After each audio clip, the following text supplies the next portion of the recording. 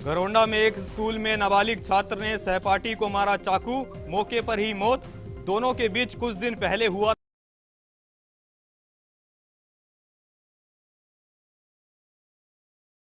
था झगड़ा।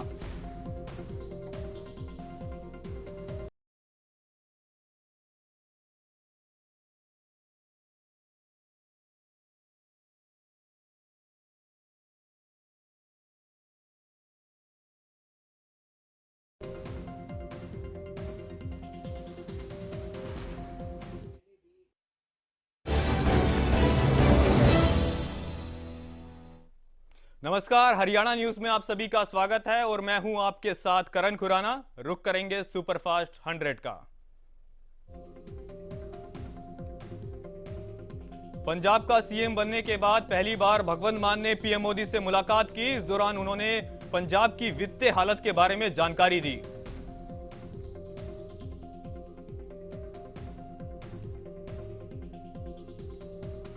पीएम मोदी से मुलाकात के दौरान भगवंत मान ने पीएम मोदी से 1 लाख करोड़ का स्पेशल पैकेज मांगा। उन्होंने कहा कि पंजाब पर 3 लाख करोड़ का कर्जा है। पीएम मोदी से मुलाकात के बाद भगवंत मान ने कहा कि पंजाब ने देश की आजादी के लिए 90% से ज्यादा कुर्बानियां दी। आज भी पंजाबी देश की सुरक्षा के लिए सीमाओं पर तैनात है।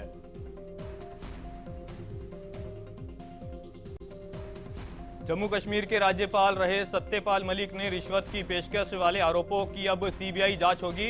जम्मू कश्मीर प्रशासन ने खुद पूरे मामले की निष्पक्ष जांच कराने की सिफारिश की।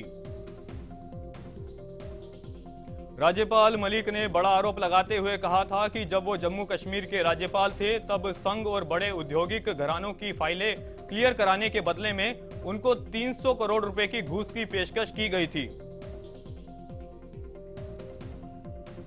जेएनयू के पूर्व छात्र उमर खालिद को दिल्ली की कड़कड़डुमा कोर्ट से फिर बड़ा झटका लगा। दरअसल दिल्ली दंगों से जुड़े केस में उनकी जमानत याचिका फिर खारिज हो गई है। उमर खालिद के खिलाफ 2020 के दिल्ली दंगों की साजिश के मामले में यूएपीए के तहत मामला दर्ज है। आरोप है कि खालिद की मंशा थी कि देश में दंगे कराकर अशांति फैलाई जाए। नेपाल के प्रधानमंत्री 3 दिन के भारत दौरे पर आएंगे। उनका यह दौरा 1 से 3 अप्रैल तक का होगा।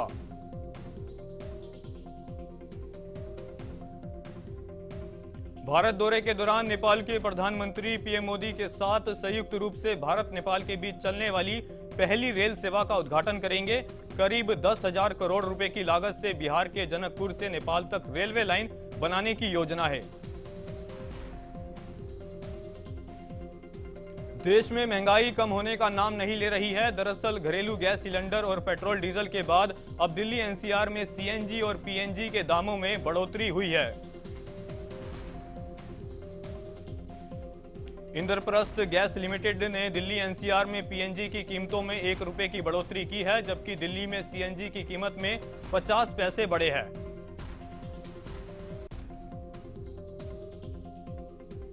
रूस और यूक्रेन के बीच जंग 29वें दिन भी जारी रही। रूस यूक्रेन के अलग अलग शहरों पर हवाई हमले कर रहा है, लेकिन बावजूद इसके यूक्रेन झुकने को तैयार नहीं है।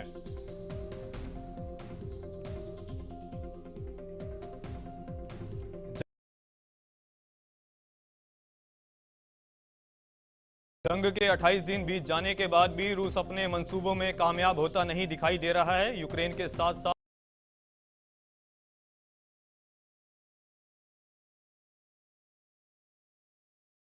साथ रूस में भी पुतिन के खिलाफ गुस्सा दिखाई दे रहा है।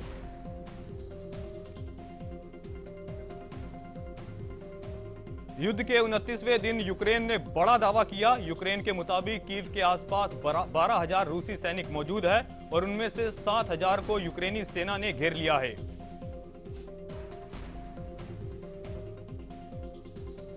यूक्रेन के राष्ट्रपति जेलेंस्की ने पहली बार अंग्रेजी में वीडियो संदेश जारी किया। इसमें उन्होंने दुनिया के लोगों से यूक्रेन के साथ एकजुटता दिखाने की अपील की।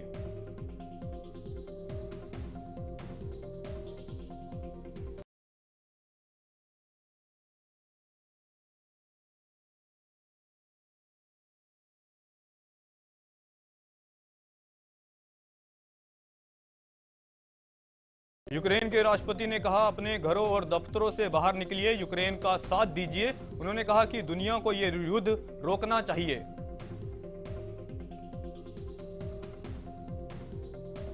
देश में कोरोना के मामलों में गिरावट का सिलसिला लगातार जारी है। पिछले 24 घंटे में कोरोना वायरस के 1778 नए केस सामने आए हैं। कोरोना संक्रमण से बीते दिन 652 लोगों की मौत हुई है, जबकि 2552 लोग ठीक भी हुए हैं। कोरोना संक्रमण के नए मामलों की पुष्टि के बाद देश में अब कुल 23,087 एक्टिव केस है। हरियाणा में कोरोना वायरस के मामलों में गिरावट का सिलसिला जारी है। बीते 24 घंटे में ही कोरोना के 85 नए मरीजों की पहचान हुई। हरियाणा में कोरोना के नए मामलों में सबसे ज्यादा 62 केस साइबर सिटी गुरुग्राम में देखने को मिले हैं। पिछले 24 घंटे में 69 कोरोना मरीज रिकवर होकर घर भी लौटे हैं। बीते एक दिन में 15,000 से ज्यादा लोगों को कोरोना वैक्सीन की पहली और दूसरी डोज लगाई गई।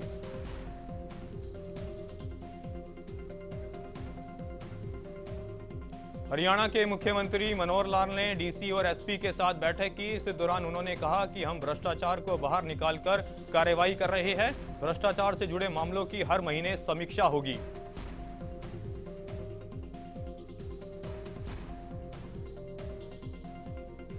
बेटे की हत्या के मामले में आरोपियों की गिरफ्तारी की मांग को लेकर 80 वर्षीय बुजुर्ग गृह मंत्री अनिल विज से मिलने पहुंचा। बता दें, 80 वर्षीय बुजुर्ग अनिल विज से मिलने सिरसा से अंबाला पैदल आया था। 15 मार्च को डबवाली के गोदिका गांव में एक युवक की हत्या कर दी गई थी। इस मामले में अभी तक आरोपियों की गिरफ्तारी नहीं हो सकी, जिसके बाद बुजुर्ग पिता थक हारकर गृह मंत्री अनिल विज से मिलने पहुंचा। हरियाणा के परिवहन मंत्री मूलचंद शर्मा ने फरीदाबाद में लोगों से मुलाकात की। इस दौरान उन्होंने लोगों की समस्याएं सुनी।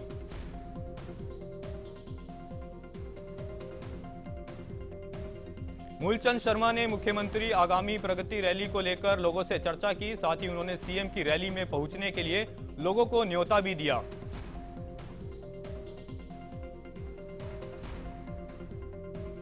मूलचंद शर्मा ने बीजेपी कार्यकर्ताओं की बैठक लेकर सीएम मनोहर लाल की रैली को सफल बनाने की रणनीति तैयार की। बता दें, 27 मार्च को तिगाव विधानसभा क्षेत्र में मुख्यमंत्री मनोहर लाल की रैली आयोजित की जाएगी।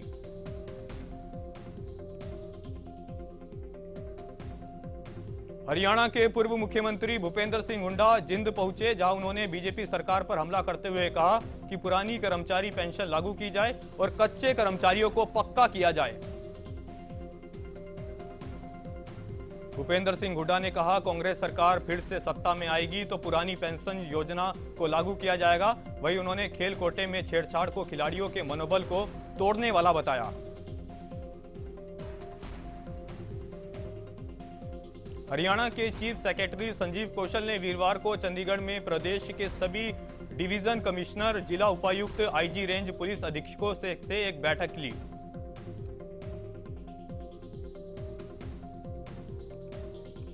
बैठक के बाद मुख्य सचिव संजीव कौशल ने बताया कि सरकार ने फैसला किया है कि अब एक बार फिर प्रदेश में सभी कर्मचारियों की बायोमेट्रिक हाजिरी व्यवस्था को बहाल किया जाएगा। संजीव कौशल ने बताया कि सभी जिला उपायुक्तों को निर्देश दे दिए गए हैं कि वो दूसरे विभागों को भी समय समय पर औचक निरीक्षण करें और इस दौरान मिले सभी कमियों को सुधारें। संजीव कौशल ने कहा कि मुख्यमंत्री अंत्योदय परिवार योजना के तहत लाभार्थियों को ज्यादा से ज्यादा फायदा पहुंचाया जाएगा। इसके लिए अधिकारियों को निर्देश दे दिए गए हैं। विश्व टीबी दिवस के मौके पर भिवानी में राज्य स्तरीय कार्यक्रम आयोजित किया गया। कार्यक्रम में हरियाणा के टीबी के brand ambassador doctor Shivkant Sharma और विधायक घनश्याम सराफा ने शिरकत की।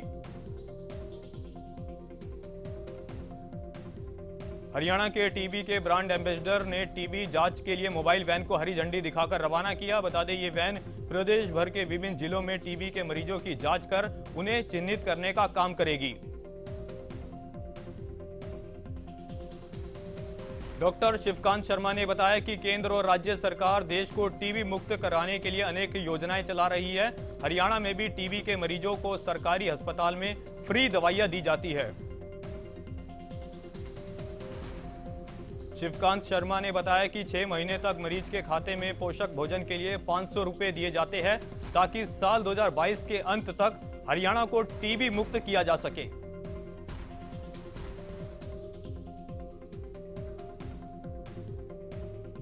पैंतीसवें अंतर्राष्ट्रीय सूरजकुंड मेले में सुरक्षा के कड़े इंतजाम किए गए हैं। लोगों की सुरक्षा के लिए पुलिस बूथ बनाया गया, जहां डायल 112 की टीम तैनात रहेगी।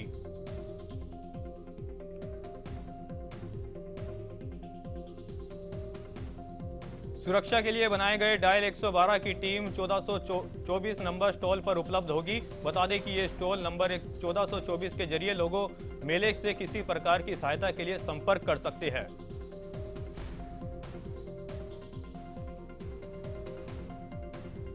अंतर्राष्ट्रीय सूरजकुंड मेले में लखनऊ के शिल्पकार जलालुद्दीन की अनदेखी कला देखने को मिली। उन्होंने जानवरों की हड्डियों से महिलाओं के लिए श्रृंगार का सामान बनाकर अपनी कला का प्रदर्शन किया।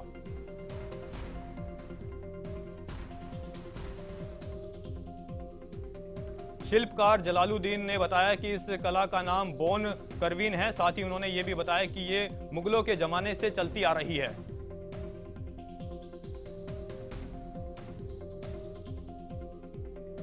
शिल्पकार जलालुद्दीन को कार्विन कला के क्षेत्र में साल 2009 से 10 में नेशनल अवार्ड तक मिल चुका है। बता दें कि ये जलालुद्दीन अपनी कला के जरिए कान में कुंडल, झुमके और ईयरिंग जैसे कई श्रृंगार के सामान बनाते हैं।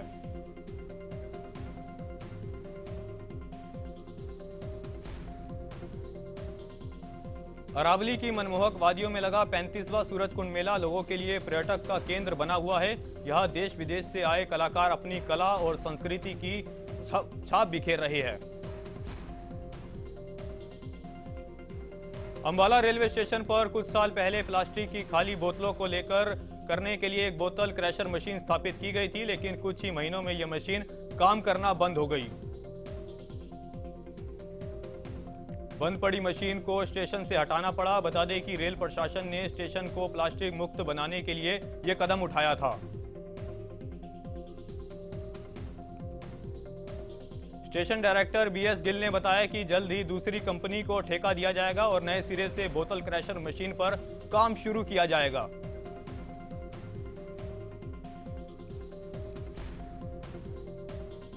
सोनीपत में लिंगानुपात में बड़ा सुधार हुआ है। पहले जहां लिंगानुपात के मामले सोनीपत में 21 स्थान पर था, वही अब 11वें स्थान पर पहुंच गया है।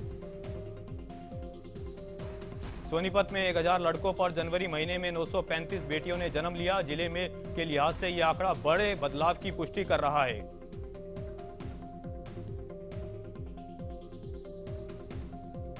पेट्रोल, डीजल और घरेलू गैस के दाम बढ़ने पर फरीदाबाद के लोगों ने नाराजगी जताई। लोगों ने कहा, महंगाई के चलते घर चलाना मुश्किल हो गया है।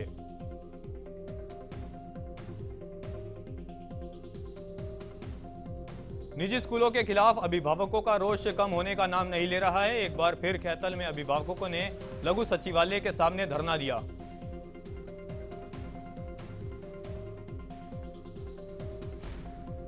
अभिभावकों का आरोप है कि हाईकोर्ट के आदेश के बाद भी निजी स्कूल संचालकों की मनमानी जारी है और अभी भी ज्यादा फीस वसूली जा रही है।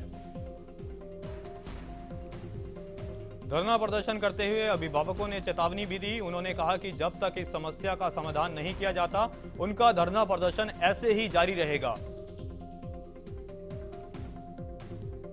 इन दिनों सीएम फ्लाइंग की टीम एक्टिव मोड में नजर आ रही है और नियमों की उल्लंघना करने वालों के खिलाफ सख्त कार्रवाई की जा रही है।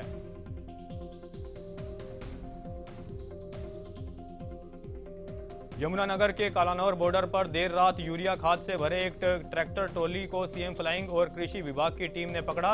बता दें, ये खाद अवैध रूप से यूपी से लाने के बाद यमुनानगर की प्लाई फैक्ट्रियों में सप्लाई की जा रही थी।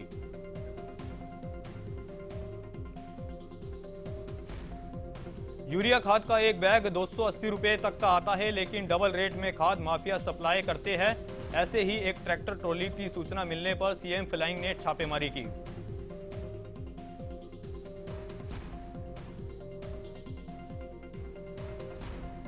मौसम में अचानक आए परिवर्तन के बाद गेहूं की फसल की कटाई शुरू हो गई है। वहीं सरकार ने भी 1 अप्रैल से गेहूं की खरीद मंडियों में शुरू करने के आदेश जारी कर दिए हैं। गेहूं की खरीद को लेकर अंबाला अनाज मंडी में मार्केट कमेटी ने तैयारियां शुरू कर दी है। मंडी में सफाई व्यवस्था का विशेष ध्यान दिया जा रहा है। मंडी में किसानों के बैठने के लिए व्यवस्था की जा रही है। गेहूं की बोरियां रखने के लिए रैक का प्रबंधन भी किया जा रहा है। बता दें, इससे पहले गेहूं की खरीद 10 अप्रैल के आसपास शुरू होती थी, क्योंकि जिले में गेहूं की कटाई और कड़ाई का कार्य शुरू नहीं होता था। लेकिन इस बार गेहूं की कटाई का काम करीब 15 दिन पहले शुरू हो गया।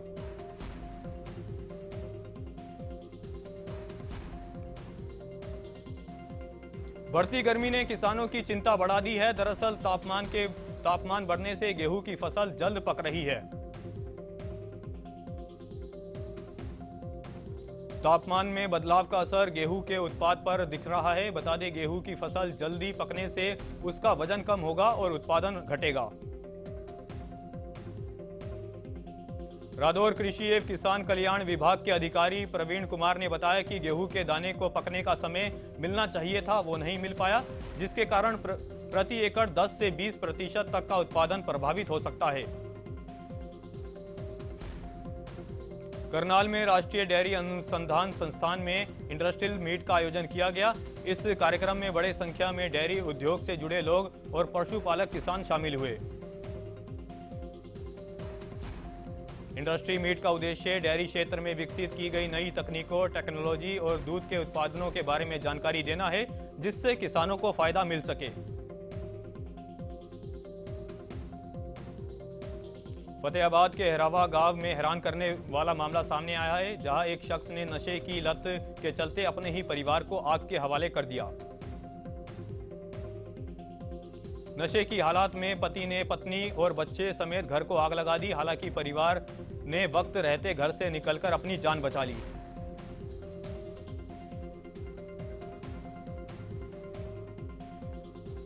पुलिस ने पत्नी की शिकायत पर हत्या का मामला दर्ज कर लिया है। पति का आरोप है कि उसका शराबी पति पहले भी कई बार उसके और उससे बच्चों को मारने की कोशिश कर चुका है।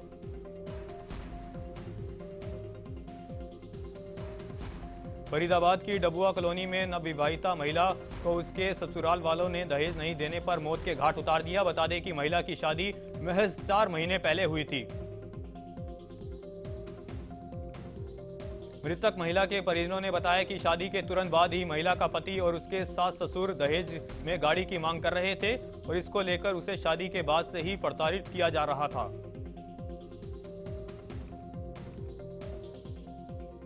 परिजनों की शिकायत के बाद पुलिस ने मामला दर्ज कर लिया है। परिजनों ने आरोपियों के खिलाफ सख्त कार्रवाई की मांग की है। सोनीपत में कानून से बेखौफ बदमाशों ने एक युवक की चाकू से गोदकर हत्या कर दी और वारदात को अंजाम देने के बाद मौके से फरार हो गया। पूरा मामला सोनीपत के गोहाना रोड के पास का है, जहां 2 बदमाशों ने अपने ही दोस्त को पहले फोन पर बुलाया, उसके बाद चाकुओं से गोदकर उसकी हत्या कर दी।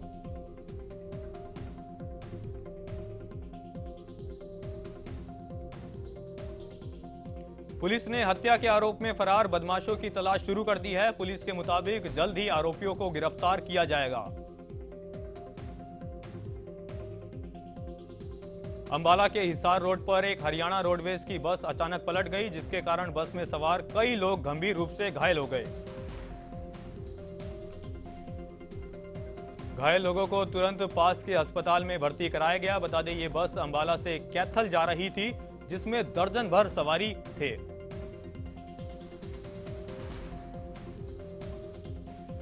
फतेहाबाद के धर्मशाला रोड पर बनाई जा रही दीवार ढह गई। इस दौरान वहां काम करने वाले आधा दर्जन से ज्यादा मजदूर बाल बाल बच गए।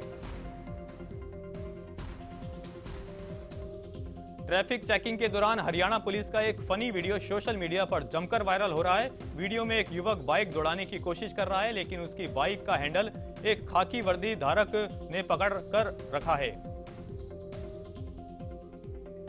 सोशल मीडिया पर वायरल हो रहा पुलिस का ये फनी वीडियो यमुनानगर का बताया जा रहा है। बहरहाल अब इस वीडियो के पीछे अलग अलग गाने लगाकर फनी मीम बनाए जा रहे हैं।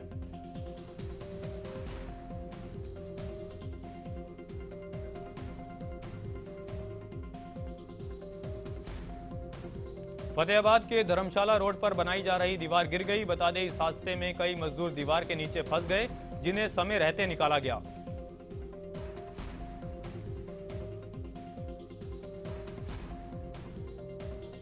हफ्ते के चौथे कारोबारी दिन भी बाजार में उतार चढ़ाव का सिलसिला जारी है। बॉम्बे स्टॉक एक्सचेंज का सेंसेक्स 43 पॉइंट पे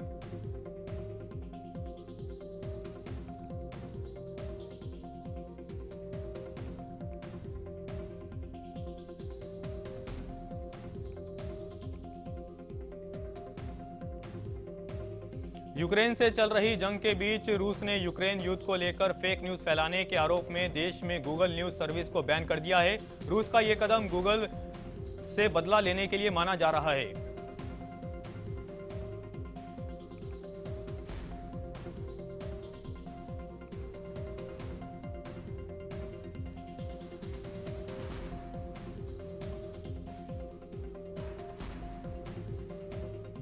आईपीएल में गुरुवार को बड़ा फेरबदल देखने को मिला। दरअसल महेंद्र सिंह धोनी ने चेन्नई सुपर किंग्स की कप्तानी छोड़ दी है। सीएसके ने अपने ट्विटर अकाउंट से इस बात का ऐलान किया। धोनी की जगह ऑलराउंडर रविंद्र जडेजा को चेन्नई सुपर किंग्स की कमान सौंपी गई है। धोनी बतौर खिलाड़ी आगे भी टीम के साथ खेलते रहेंगे।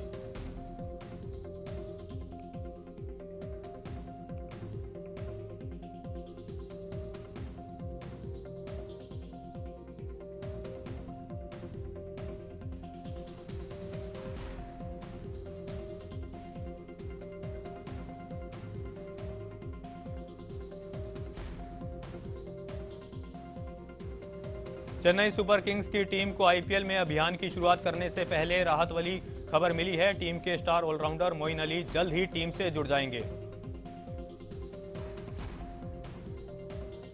जानकारी के मुताबिक मोइन अली गुरुवार को मुंबई में अपनी टीम से जुड़ जाएंगे। हालांकि अली पहले मैच में टीम का हिस्सा नहीं होंगे।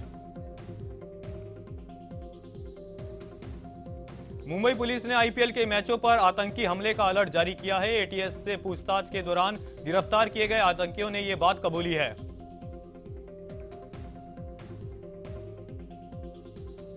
आतंकियों ने वानखेड़े स्टेडियम और आसपास के रोड की रेकी की और सुरक्षा का भी जायजा लिया। वहीं आईपीएल मैच को देखते हुए स्टेडियम और खिलाड़ियों के ठहरने वाले होटलों में सुरक्षा बढ़ा दी गई है। टीम इंडिया के तेज गेंदबाज मोहम्मद शमी ने सोशल मीडिया पर एक वीडियो शेयर किया है। इसमें वो वर्कआउट करते हुए नजर आए।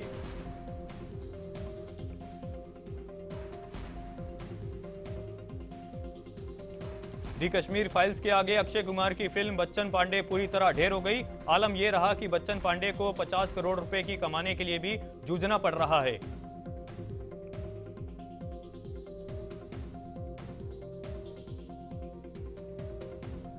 दी कश्मीर फाइल के निर्देशक विवेक अग्निहोत्री के मैनेजर के साथ मारपीट की घटना सामने आई। विवेक अग्निहोत्री ने बताया कि दो लोग ऑफिस में घुसे और मैनेजर के साथ धक्का मुक्की की। निर्देशक विवेक अग्निहोत्री ने बताया कि मैनेजर पर यह हमले तब हुआ जब वह उसकी पत्नी ऑफिस में नहीं थी। साथ ही उन्होंने एक इंटरव्यू के दौरान खुलासा किया कि उन्हें धमकियां भी मिल रही है। साउथ की फिल्म में दक्षिण भारत के दर्शकों को प्रभावित करने के लिए उसका एक हिंदी रीमेक बनाया जा रहा है। बता दें, इस फिल्म में के हिंदी रीमेक के लिए अभिनेता अक्षय कुमार को साइन किया गया है। बंगाली फिल्म इंडस्ट्री के मशहूर अभिनेता अभिषेक चटर्जी का निधन 47 साल की उम्र में हो गया। बता दें, अभिषेक चटर्जी ने सुनसान सुकी लाठी समेत कई फिल्मों में काम किया था।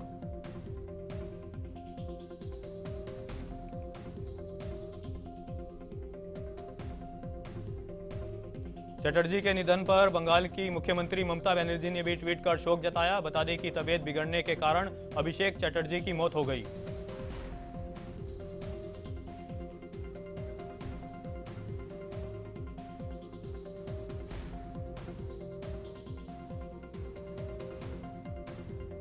स्वतंत्रता सेनानी वीर सावरकर की बायोपिक में अभिनेता रणदीप हुड्डा सावरकर का किरदार निभाते नजर आएंगे। बता दें, इस फिल्म की जून 2022 में शूटिंग होगी।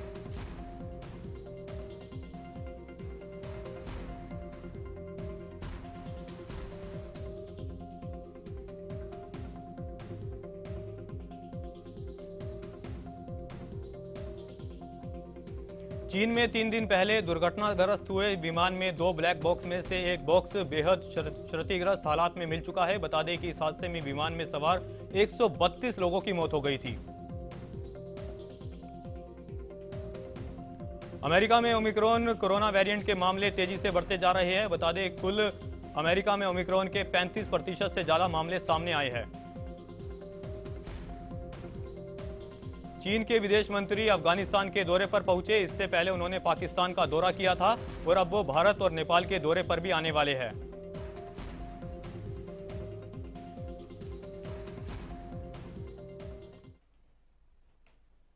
सुपरफास्ट 100 में फिलहाल के लिए इतना ही। देखते रहिए हरियाणा न्यूज।